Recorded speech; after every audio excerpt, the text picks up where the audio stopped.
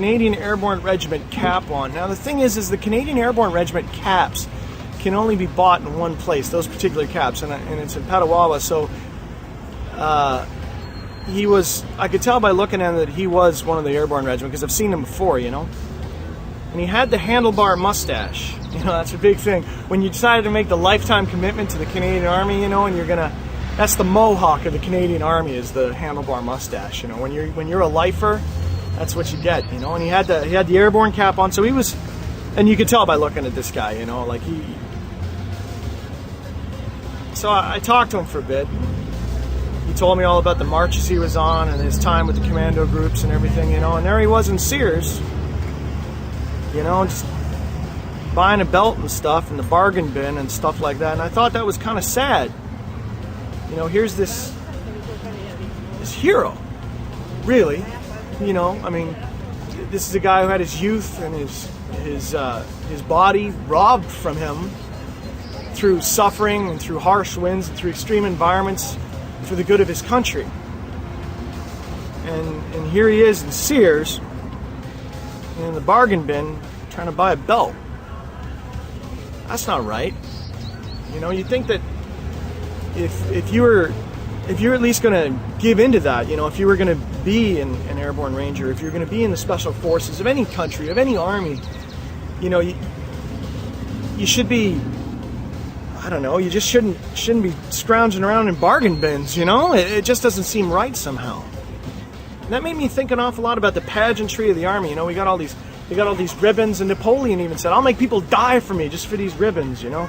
And young men, they want to prove they're men, you know? They want to prove that they can go out in the bushes and kill the bear and anoint themselves with the blood, and then we'll be men, you know, and we'll be respected and feared and loved and all that. And it's all bullshit. You know, it's all this weird image thing that we got. And this is in no way about the guy.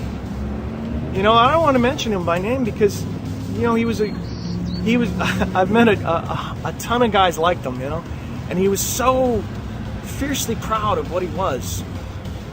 And that's cool, I guess, you know, why not? But it just seemed to me that he kind of got ripped off. Let's take everything that you are, that you were born into this world. At one point you were like a gentle person, a loving person who was, maybe you were married at one time and you loved your wife. And now that's gone because you got dragged through several countries and thrown out of planes and trained every day to kill people. And it takes a certain kind of damage to train people every day to kill people. It's not like the video games, you know, where you're running around with 200 pounds of gear on and, you know, you run through the desert and the streets of Mogadishu and you're shooting guys with your MP5 and you get shot and you respawn. No, the med kits don't work that fast, you know, and the joint damage comes over time and your back goes and your knees goes, and before you know it, you're walking with a cane, but you're airborne, you know, until you remuster to become a cook so you can finish out your tour and maybe end as a stores clerk, get your pension, which they cut you on. And with your pension, you're going to wind up in Sears looking in the bargain basement belt bin. So what do? Do you bin it? Do you just bin the whole thing? You say, screw it, screw the army, screw the honor of our life, screw the honor of our nation, screw the pageantry of the military. Yeah, fuck the pageantry. And fuck the military too. Because, you know what? There's a lot of really good people in the army who are getting really, really messed over. And they believe in the country and they believe in this, you know, the ideas of freedom and stuff like that. But the money, it's all the corporations, you know, they're moving in on everything, and everybody wants the almighty dollar, and they're costing, you know, the blood of our best for money. I don't know what the answer is, you know, but